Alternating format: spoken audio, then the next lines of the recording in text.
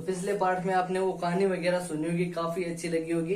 कहानियां आपने सुन ली, लेकिन क्वेश्चन जो है जो एक तो आता है मंदिर से कि ठीक है कि मीराबाई के मंदिर क्या है। जैसे कि मैंने आपको बताया था कि मीराबाई के मंदिर ये तो मंदिर से कई बार क्वेश्चन पूछा जा सकता है, डायरेक्ट मंदिर पूछा जाता है। ठीक है, एक ये पूछा जा सकता है लेवल, क्योंकि बीएचसीसी का ज्यादा नहीं है, आपको पता है। जो यहाँ से मैं बता रहा हूँ एक बार उनको थोड़ा सा हिंट से लिख लीजिएगा।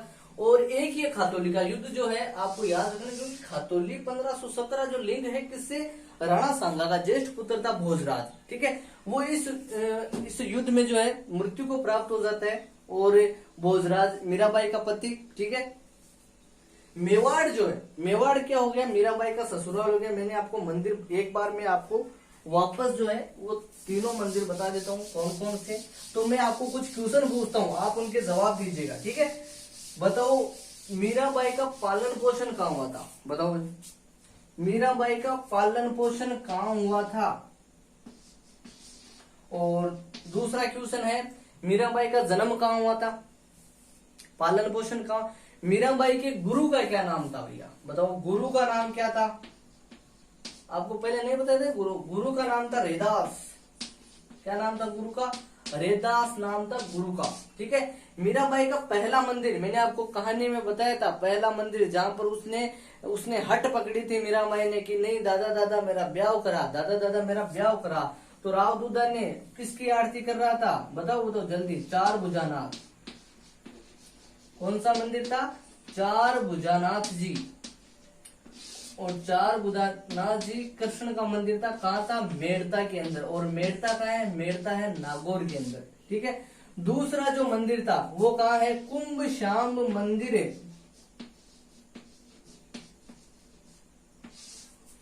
दूसरा मंदिर कौन सा है, कुंभ श्याम मंदिर, चित्तौड़।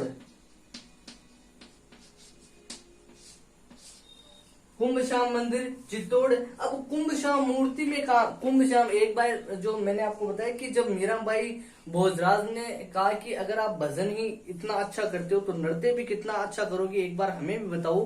तब मीराबाई ने कहा था कि मैं तो मेरे कृष्ण जी के सामने जो चार भुजानाथ में जो मूर्ति है उसी के सामने नृत्य करूंगी। तब जो है भोजराज चार भुजानाथ से जो मूर्ति है वो कहाँ लाया था, कुंभ श्याम मंदिर में लाया था। ठीक है, वही मूर्ति यहाँ पर स्थापित करवाई थी कुंभ श्याम मंदिर में। और देखिए गुरु जो थे ना रैदास, उनकी छतरी कुंभ श्याम मंदिर के जस्ट सामने बनी हुई। जब कभी चित्तौड़ जाओ ना आपको तो वहां पे देना कि रैदास की छतरी बनी हुई है यहाँ पे। तो क्वेश्चन अगर आपसे पूछा जाए, क्योंकि गुरु है तो पूछा जा सकता है।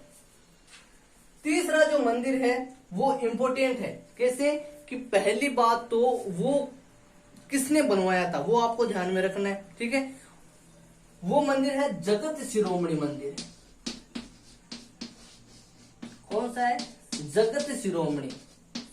अब देखिए अगर डायरेक्ट आपसे ऐसा पूछा जा सके कि जगत शिरोमणि मंदिर का संबंध, ठीक है, कौन से संत से है, क्योंकि मेरा भाई संत ही तो है। ठीक है, तो कौन से संत से, तो आपको पता ही नहीं चलेगा कि सर ये जगत शिरोमणि क्या आ गया। देखिए जगत शिरोमणि से आपको पता चल रहा होगा इसमें एक नाम आ रहा है जगत। और जगत मान सिंह की पत्नी थी कनकावती, उसका पुत्र है ये जगत। ठीक है, जिसकी युद्ध में मृत्यु हो जाती है और उसकी याद में इसकी माता, कौन थी इसकी माता, कनकावती।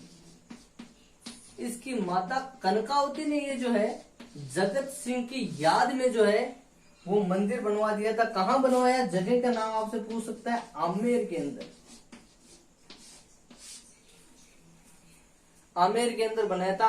और आमेर के अंदर एक सवाल और आता है, बताओ कौन सा, आमेर के अंदर ये सवाल आता है कि एक बालाबाई का संबंध किससे है, आप मुझे कमेंट में बताना। ठीक है, क्या कहते हैं बालाबाई को, मीरा कहते हैं, ठीक है ना, मीराबाई कहते हैं बालाबाई को। अब ये जो कनकावती है, ठीक है, अब डायरेक्ट आपसे ये भी पूछा जा सकता है कि जगत शिरोमणि मंदिर का निर्माण किसने करवाया, किसकी याद में करवाया, जगत सिंह की। और मीरा मंदिर किसको कहते हैं आमेर में, तो जगत शिरोमणि मंदिर। ये तीन जो मंदिर है मैंने कहानी में बताए थे, आपको याद हो गए होंगे। ठीक है, गुरु कौन थे, रैदास थे। जन्म कहाँ हुआ, कुड़की गांव पाली में हुआ। पालन पोषण किसने किया, राव दूधा ने का। दूधा कहाँ है, मेड़ता के अंदर है। कुंभ श्याम जो मंदिर है कहाँ है, चित्तौड़ के अंदर है। और एक मंदिर आउट ऑफ राजस्थान है, लेकिन मीराबाई जो है वहीं पर अपना अंतिम समय बिताती है और मीराबाई उसी मंदिर में विलीन मतलब उस मूर्ति में समा जाती है भाई साहब, ठीक है। वो मंदिर है आपके गुजरात के अंदर। कहाँ है?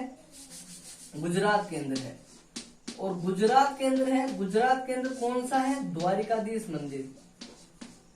देखिए आज भी कभी अगर आप गुजरात जाओ ना, तो वहां पे एक चीज देखना, वहां पे श्री कृष्ण को काफी ज्यादा मानते हैं, ठीक है। वहां पे अब जैसे अभिवादन जो होता है वो ज्यादातर जय श्री कृष्णा वगैरह ये होता है, ठीक है। तो गुजरात के अंदर द्वारिकाधीश मंदिर है। उस द्वारिकाधीश मंदिर में जो है वो मीराबाई जो है वहां पर उसने मीराबाई ने अंतिम समय बिताया। और इसी मंदिर में जो है मीराबाई हो गई थी, क्या हो गई थी?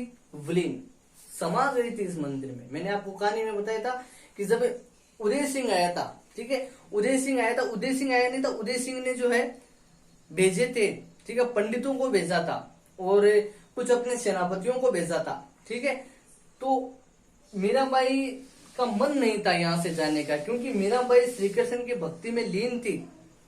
और जब उन्होंने काफी मनाया किया, ठीक है, तो कहते हैं कि जब मीराबाई यहाँ पर अंतिम दर्शन करने द्वारिकाधीश में गई कि मैं एक बार मेरे प्रभु से मिलाती हूँ, ठीक है, एक बार उनके दर्शन कर लेती हूँ, तो जब वो गई तो वापस नहीं आई, ठीक है। सेनापतियों ने खूब मंदिर में ढूंढा लेकिन वो कहीं नहीं नजर आई।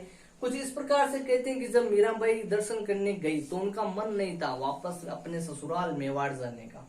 तो जैसे ही मीराबाई गई तो श्री कृष्ण की मूर्ति में वो समा गई। लेकिन एक लोभी पंडित था, लोभी पंडित ऐसा था, वो सोचे कि अरे देखो मीराबाई को मोक्ष मिल रहा है, ठीक है। आज भी होता है ना, ठीक है, आज भी ऐसा होता है। जैसे कि मान लो कि कोई अच्छा काम कर रहा है तो हम उसकी टांग पकड़ लेते हैं, अरे मैं नहीं कर रहा हूं तू क्यों कर रहा है, ठीक है, ये होता है, ठीक है।